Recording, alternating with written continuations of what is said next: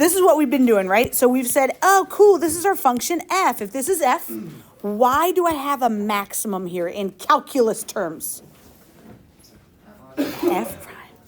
Thank you. No one swore by saying it. F prime goes from positive to negative. That's why I have a max there, right? Okay, why do I have a min over here? F prime goes from negative to positive. I dig it. Okay. So everything up till today, we had our whole function. It just kept going on forever.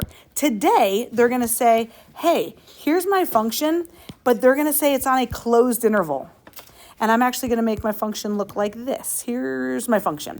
And they're going to close that interval. We're going to have some bounds. Curious, what is this now? What kind of min? It's the absolute min is here.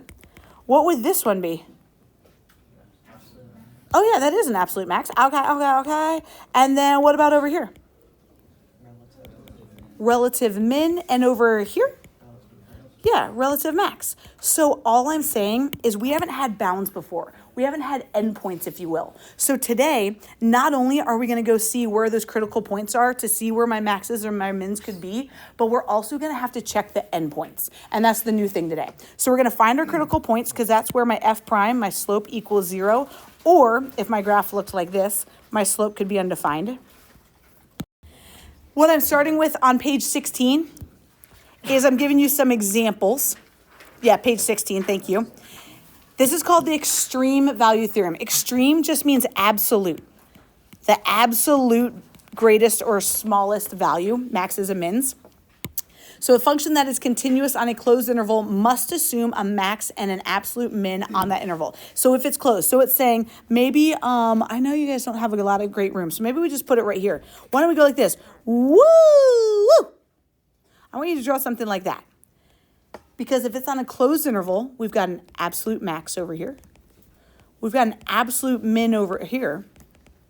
But then we also could have a relative min on an endpoint or a relative max within my graph. I just want to make sure that we know we got to check my endpoints. Okay, let's say that this function, and I know it didn't come out great, but you can see it a little bit. Let's say my function is like this. Woo! And it's on a closed interval. Do we have a maximum there, an absolute max? Yeah. If it's descending the whole time, that absolute max would have to be on that left endpoint. What's going to be on that right endpoint? Yeah, an absolute min is going to have to be on the right endpoint if it was descending the entire time and it's a closed function. How about over here, this cute little graph? This cute little graph, what do I have on the left side? Absolute min. On the right side? Hey! Excuse me. Relative max. Poor people watching this video. Okay. Here is my absolute min. My absolute max is happening at, is not at the endpoint. So I just want to make sure we know. Our absolute mins and maxes could happen at endpoints, or they could still happen at our critical points. And again, critical points are where my f prime is 0 or undefined. So all of 5, that's what we're talking about right now. It says how to find that absolute extrema. We still find those critical points where my f prime equals 0 or it's undefined. And then we got to compare the endpoints too. So let's talk about it. Here we go. It says let f of x be this, the absolute max value over this interval. So I've taken this cute little x cubed graph and I've stopped it from the left and from the right. What is my absolute max value going to be without a calculator? Let's try this. To find those absolute extrema, we still just find those critical points.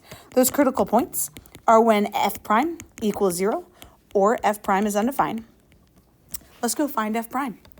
What do you think, y'all? F prime of x is negative 3x squared plus 6x. A critical point is where that equals 0. What are we taking out of that? Do we want to take a 3x? Is that your gut? Oh yeah, I'm down with the 3x. Let's do it. What's left?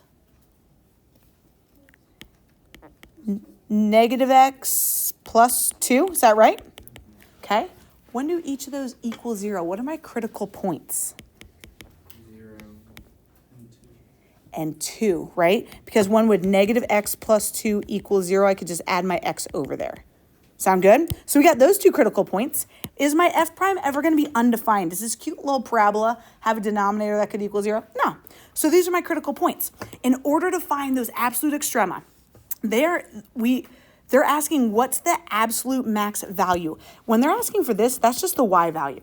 And I'm going to get that by plugging in my endpoints, and my critical points to my function and see which one of those gives us the biggest value. So I'm going to say, all right, I need to plug in my endpoints, which were -2 and 5. And I also need to plug in my critical points, which were 0 and 2.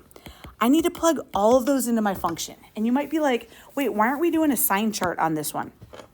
Because it's not asking where is my max at which x value. It's not asking that. It's asking what's that max value? What's the y?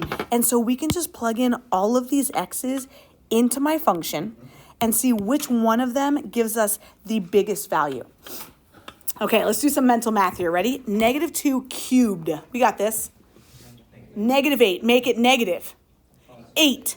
-2 squared. 4 times 3. 12 plus that 8. 20 minus 6. 14. I dig it. Whew, guys, we got this. We got this. 5 cubed. 125 negated. -125 plus. Okay, what's 5 squared? 25 times 3. 75 plus -125. -50 minus 6.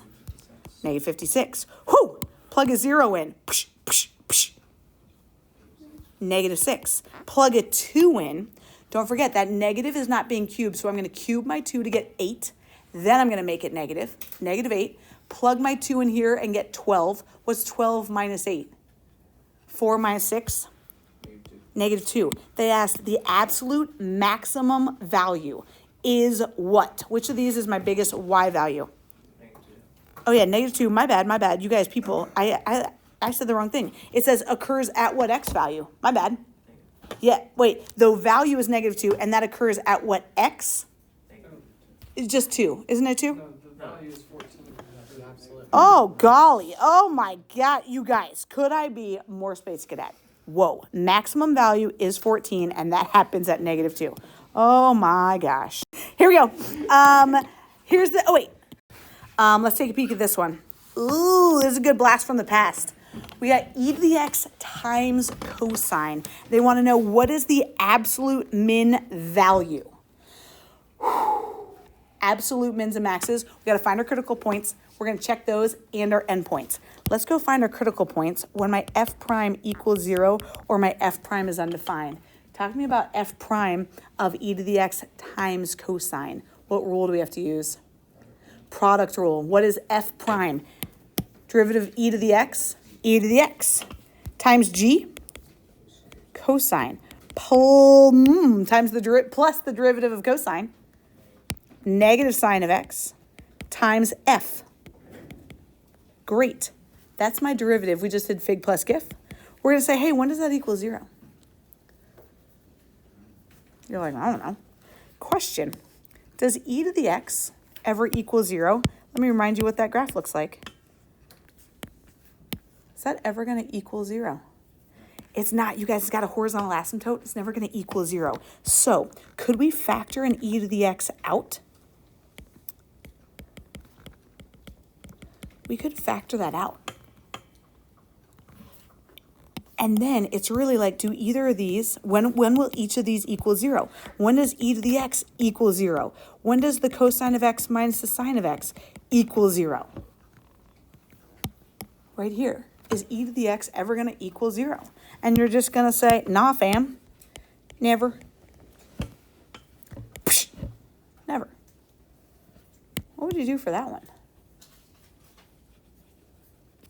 Could I say, well, I just kind of want to throw that sign on the other side? That might help us visualize the unit circle a little better. When does cosine equal sine on the unit circle? When does the x-coordinate equal the y-coordinate on the unit circle?